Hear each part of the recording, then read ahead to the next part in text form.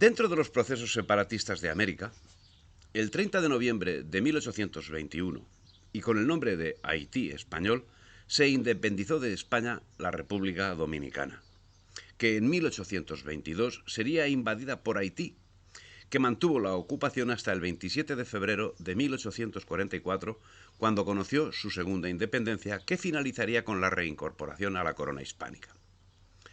La reincorporación de Santo Domingo a España en 1861 no fue vista sin inquietud por la corona británica.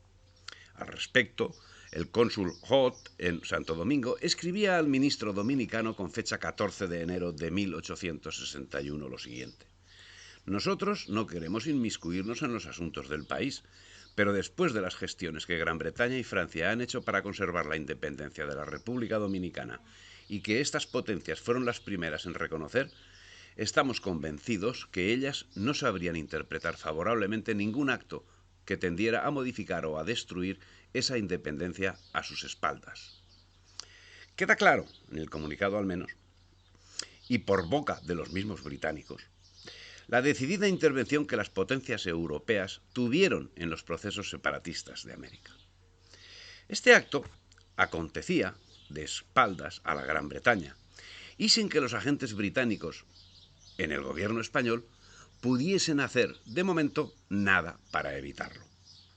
El 8 de marzo de 1861, el mismo cónsul escribía a John Russell: tengo el honor de participar a su señoría que de una fuente confiable he confirmado como cierta la noticia que le comuniqué en mi despacho número 2 del 5 de enero último, relativa al protectorado español y a la cesión de esta isla a España.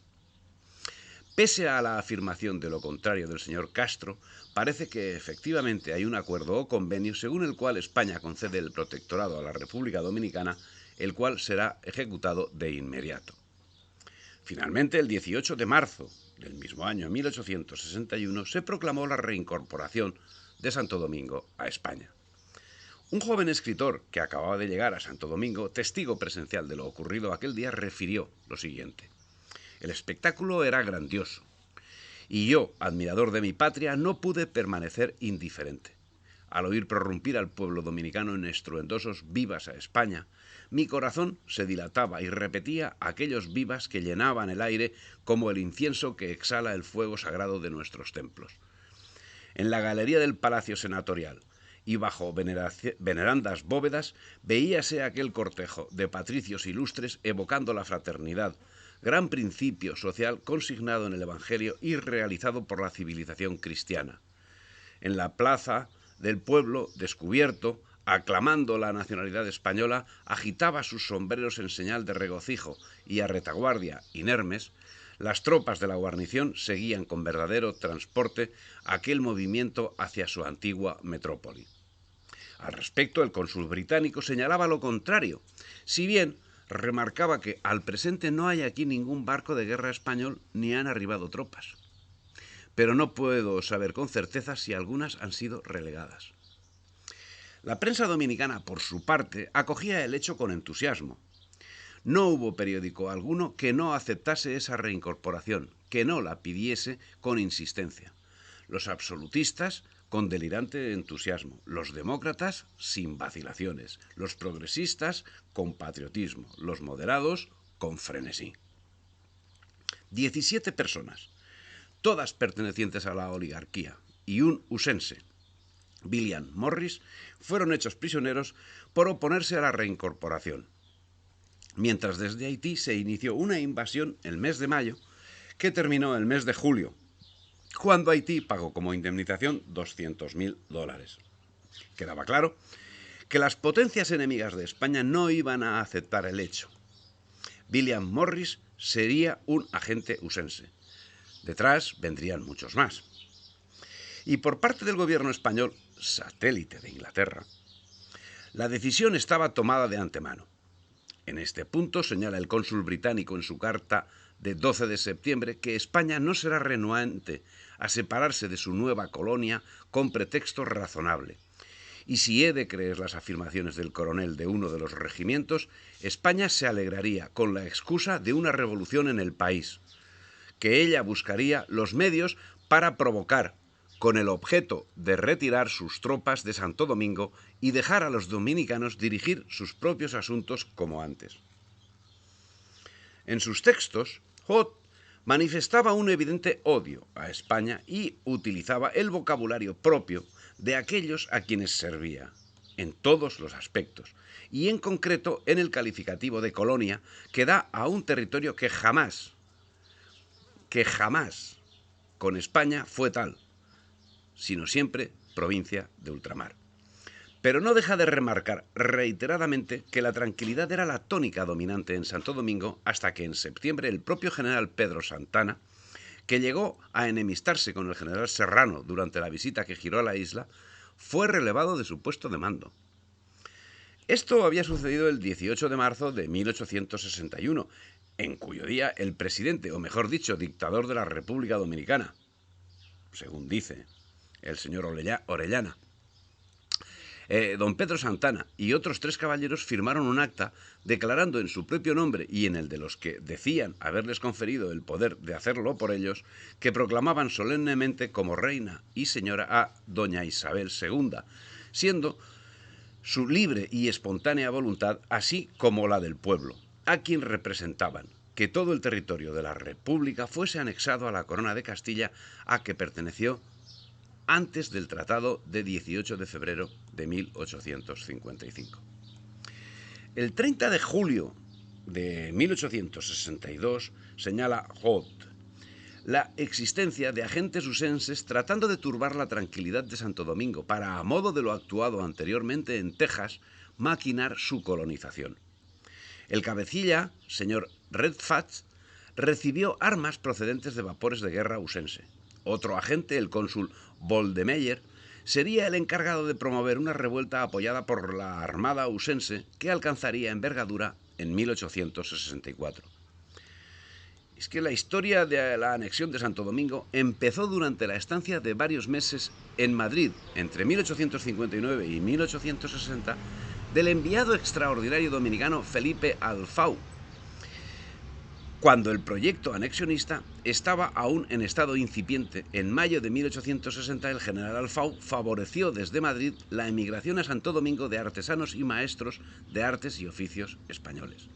El 5 de julio de 1860, el comandante general del apostadero de La Habana, el almirante Joaquín Gutiérrez de Rubalcaba, visitó Santo Domingo, visita que fue devuelta 3 meses después por el ministro de Relaciones Exteriores Pedro Ricard y Torres, quien viajó a La Habana para ratificar el pedido al general Francisco Serrano Domínguez, capitán general de Cuba, de la reincorporación de Santo Domingo a la monarquía española. Sin embargo, en diciembre de ese año, el jefe del gabinete español, el duque de Tetuán, pidió que se aplazase la cuestión. ¿Y por qué O'Donnell pidió el aplazamiento de una cuestión de vital importancia para España? A falta de evidencia documental nos queda solo la especulación. Y esta nos lleva a creer que su condición de agente al servicio de Inglaterra le impedía hacerlo. Al respecto, cabe recordar que en 1843 el secretario del Consejo de Ministros, Vicente Sancho, reconoció públicamente y con satisfacción que Inglaterra consideraba a España su protectorado. Las acciones tendentes a evitar la reunificación de Santo Domingo eran frenéticas. Los agentes usenses gestaron una insurrección el mes de febrero del 63, preámbulo de la importante insurrección de agosto. En esta ocasión, Puerto Plata fue asediada y Méndez Núñez acudió a socorrerla. Esta revuelta sorprendió a quienes actuaban honestamente y hasta a quienes servían al gobierno español protegido de Inglaterra en Santo Domingo.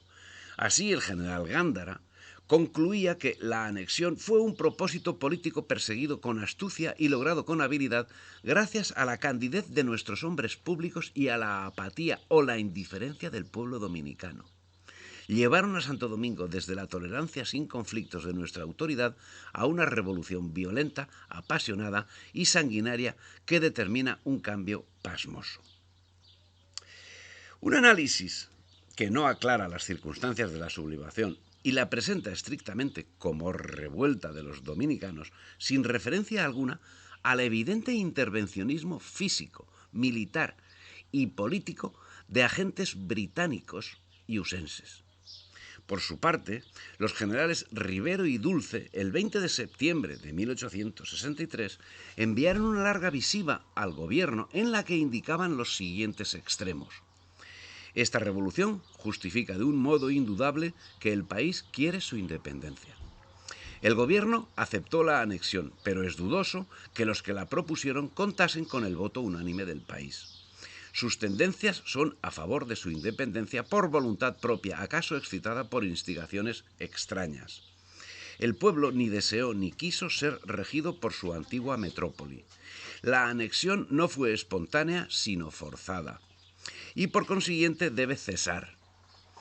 La más prudente solución de tan ingrato asunto, la más beneficiosa, patriótica y honrosa, sería, después de reducir a la obediencia al pueblo sublevado, renunciar a la dominación del territorio de Santo Domingo. Muy bien, eso decía el señor Gándara.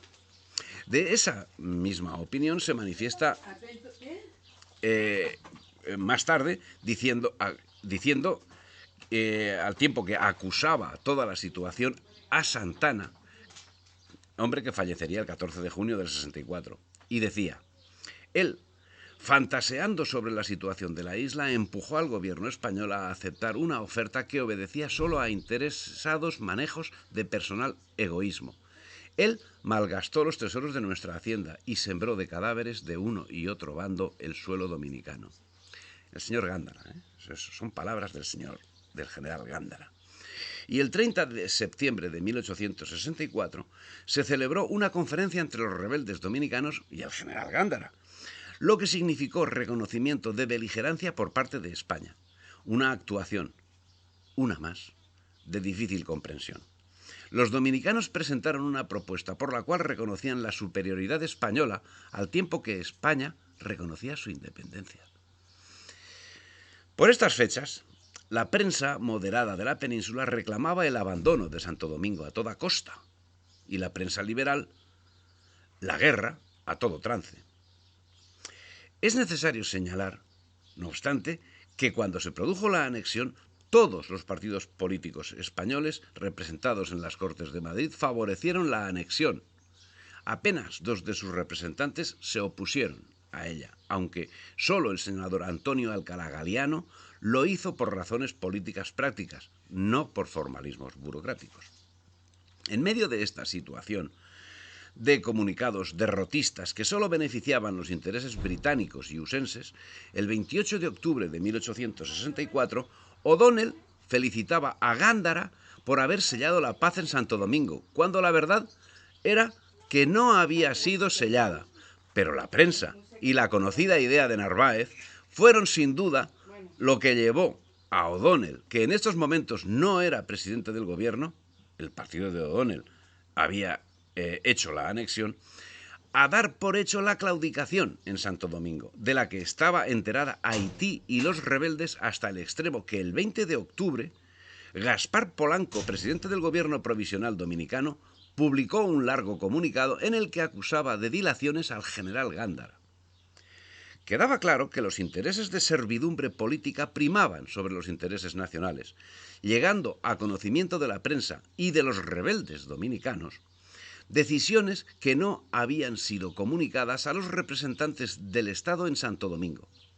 El general Gándara, a quien se le había prohibido toda acción ofensiva y en fecha 13 de octubre le fue comunicada la propuesta a Cortes relativa al abandono, se quejaba que el abandono, fuera a realizarse atropelladamente con arreglo a las conveniencias de los partidos, secundados por una parte de la prensa periódica que había logrado extraviar deplorablemente el juicio público.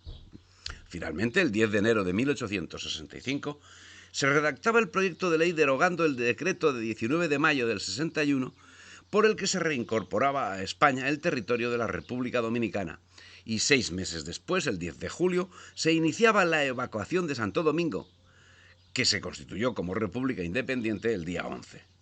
Entretanto, la guerra en Santo Domingo costó 10.000 bajas. 3 años después, en el 68, se retomaría el conflicto en Cuba, que duraría 10 años y que se clausura con el Pacto de Zanjón.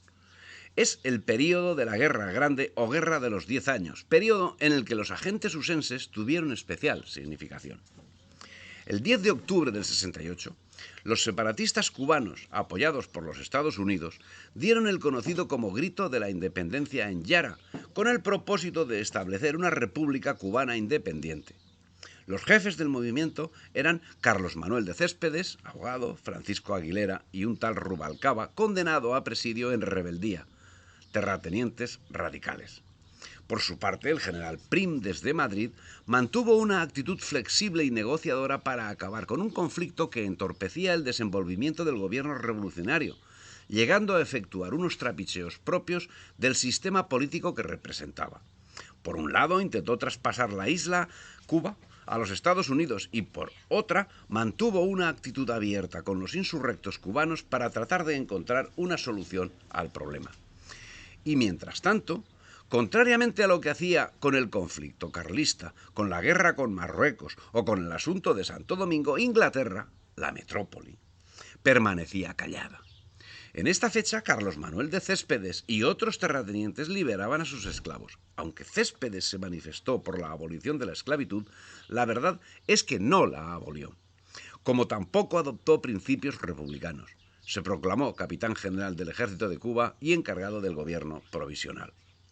Y decimos que no abolió la esclavitud porque en el decreto de 27 de diciembre de 1868 se abolía esa lacra, pero con unos condicionantes que son: primero, quedan declarados libres los esclavos que sus dueños presenten desde luego con este objeto a los jefes militares, reservándose a los propietarios que así lo deseen el derecho a la indemnización que la nación decrete y con opción a un tipo mayor al que se fije para los que emancipen más tarde. Con este fin, expedirán a los propietarios los respectivos comprobantes. Segundo, estos libertos serán por ahora utilizados en servicio de la patria de la manera que se resuelva. Séptimo, los propietarios que faciliten sus esclavos para el servicio de la revolución sin darlos libres por ahora, conservarán su propiedad mientras no se resuelva sobre la esclavitud en general. Noveno, los prófugos aislados que se capturen o los que sin consentimiento de sus dueños se presenten a las autoridades o jefes militares no serán aceptados sin previa consulta con dichos dueños o resolución aceptada por este gobierno según está dispuesto en anterior decreto. La insurrección comenzó con el departamento oriental en la jurisdicción de Manzanillo y se extendió casi de inmediato en otros lugares de dicho departamento con la toma de Jiguaní, Baire, Santa Rita del Dátil, Cauto del Embarcadero, etc. El 4 de noviembre se insurreccionó el Camagüey, poniéndose al frente el comité separatista que venía funcionando hacía tiempo, compuesto de Salvador Cisneros, el marqués de Santa Lucía, e Ignacio y Eduardo Agramante. La insurrección sorprendió a la isla casi sin ejército. El general Lersundi, además, era acosado por los revolucionarios peninsulares que le acusaban de connivencia con los rebeldes. Sería sustituido por el general Dulce, que con actitudes propias de su apellido dio nuevas alas a los insurrectos. Esta actuación de Dulce propiciaría su destitución en el 69, instigada por los altos cargos del ejército, entre ellos los generales Espinar, Clavijo y Bernet. Las fuerzas con que contaba España en Cuba, en 1 de enero de aquel año, eran 71 jefes, 948 oficiales, 1.136 sargentos y cabos y 14.222 soldados, más 21.866 voluntarios de infantería y 13.456 de caballería, que prestaron valioso concurso. Resulta interesante señalar que la mayoría de las fuerzas eran españoles de Cuba. Como curioso es comprobar esa circunstancia con el detalle de las expediciones que tomaron parte directa en esa intentona separatista desde los años 68 a 75. En 1868, la goleta inglesa, Galvaine, salió de Nassau, Puerto Plata, en Santo Domingo. En el 69, la goleta Louisa Wilson salió de Nueva York a Santo Domingo. En el 69, el vapor inglés Salvador llegó a Nassau procedente de Cayo Hueso. En el 69 también la goleta inglesa Galvanie salió de Nassau, Puerto Plata, Cuba, Cayo Romano. En el 69 el vapor americano Don llegó a Norfolk procedente de Nueva York.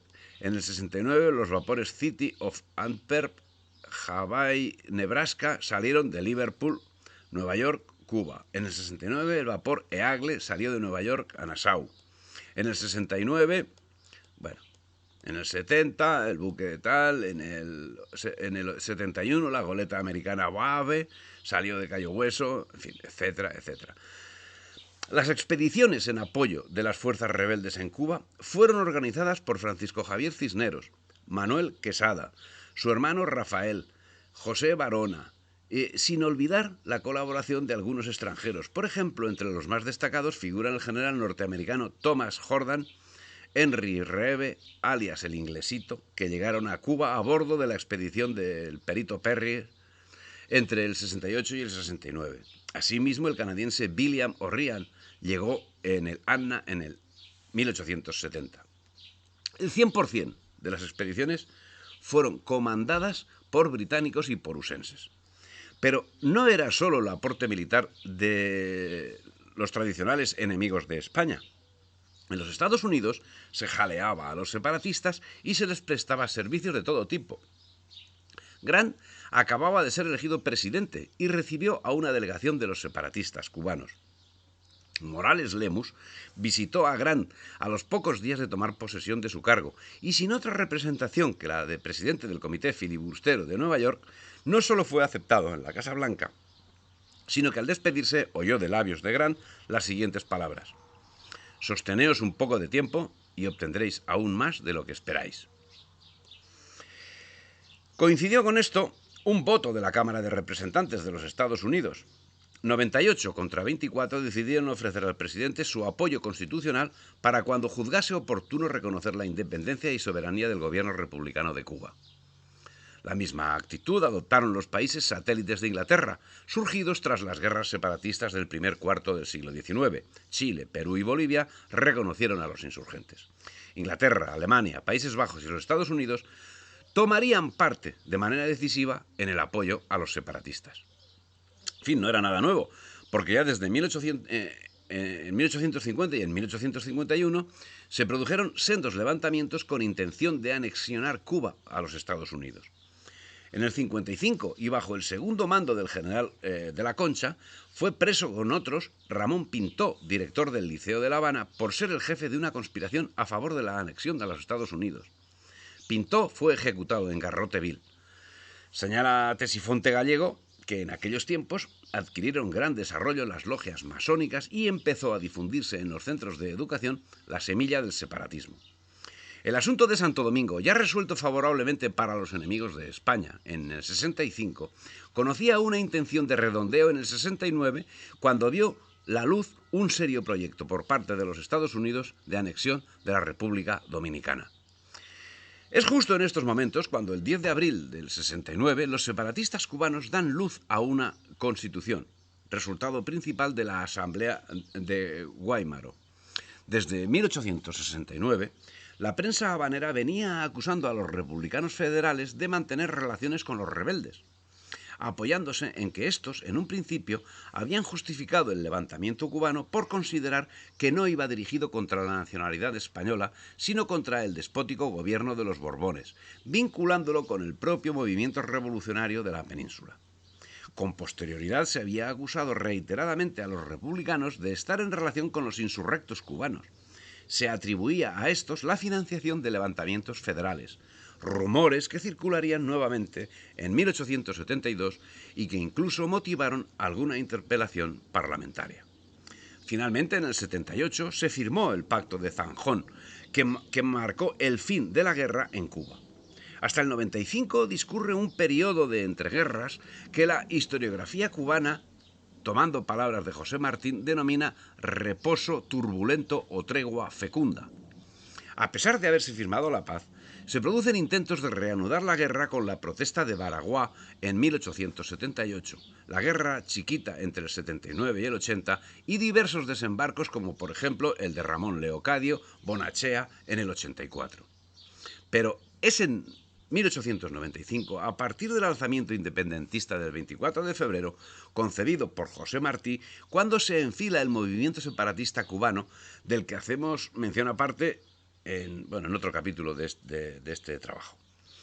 Es evidente que después de la Guerra de Independencia de 1895-1899 se dieron las circunstancias adecuadas para que se pudiera expandir el moderno imperialismo norteamericano de corte capitalista y se desarrollaran sus mecanismos de acción. Este fue, además, el causante de impulsar en buena medida el nacionalismo cubano, gracias a la brutalidad y violencia de sus métodos económicos. En fin, si te ha gustado este artículo, pulsa me gusta, comparte y suscríbete a mi canal.